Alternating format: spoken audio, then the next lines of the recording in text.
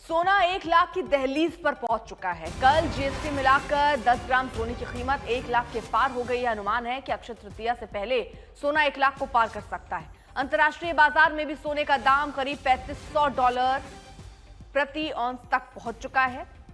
सोने का भाव करीब 99,000 इस वक्त चल रहा है।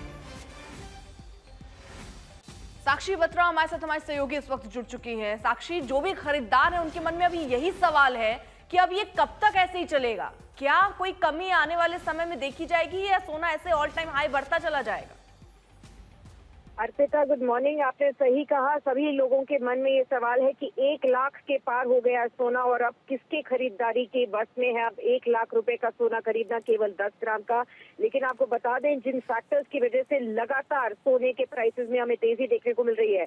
2025 के साल में ऑलरेडी 27% का जंप हमने गोल्ड प्राइसेस में देख लिया है और उसके पीछे के जो 3-4 मुख्य कारण थे वो अभी भी बरकरार हैं। यानी कि ट्रंप की टैरिफ टॉक की वजह से जो सोने में तेजी आई थी, क्योंकि लग ऐसा रहा था कि जैसे ही टैरिफ्स लगाए जाएंगे सीधा इन्फ्लेशन बढ़ेगी और जब जब इन्फ्लेशन बढ़ी है, महंगाई बढ़ी है, सोने की तरफ लोग आकर्षित हुए हैं। उसमें एक सेफ हेवन अपील देखने को मिला है।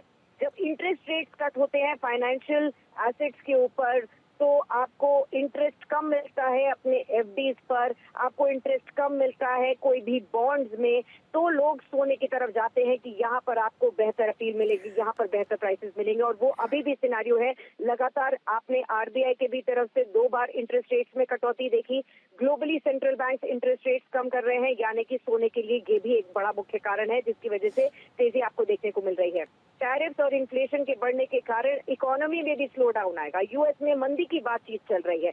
जब जब ग्लोबली स्लो डाउन हुआ है, मंदी की बातचीत छिड़ी है, सोने के भाव में तेजी आई है। ये सभी मुख्य कारण अभी भी बरकरार है, यानी कि 1 लाख के पार भी अभी भी सोने की चाल ऊपर की तरफ जाएगी। क्या आपको इस समय पर खरीदना चाहिए? एक्सपर्ट्स मानते हैं एकदम से फोमो में मत आ जाइए, फियर ऑफ मिसिंग आउट में मत आ जाइए और एकदम से खरीदारी की तरफ मत भागिए। थोड़ा और सोना बढ़ेगा यहाँ से, लेकिन चीजें संभल जाने दीजिए। कुछ महीनों में करेक्शन जरूर आएगा, थोड़ा बहुत कमी जरूर आएगी। जब प्राइसेस आपको 90,000 तक के आसपास मिले तब ही दोबारा एक बार सोने की तरफ आप बढ़े। एकदम से एकाएक खरीदारी की जरूरत नहीं है, क्योंकि अभी भी सोने की चाल बढ़ती रहेगी, नियर टर्म में और बढ़ेगा। लेकिन इसका मतलब ये नहीं है कि आप चौतरफा आप इसमें खरीदारी के लिए जुट जाए। अक्षय तृतीया आने वाले अर्पिता, और सभी ज्वेलर्स को सबसे ज्यादा खतरा है कि इतने महंगे भाव पर सोना आखिरकार अक्षय तृतीया में कौन खरीदे। ठीक है साक्षी, बहुत बहुत शुक्रिया आपका हमारे साथ जुड़ने के लिए। तो सोना सचमुच अब सोना नहीं, सोना अब सपना बनता हुआ नजर आ रहा है।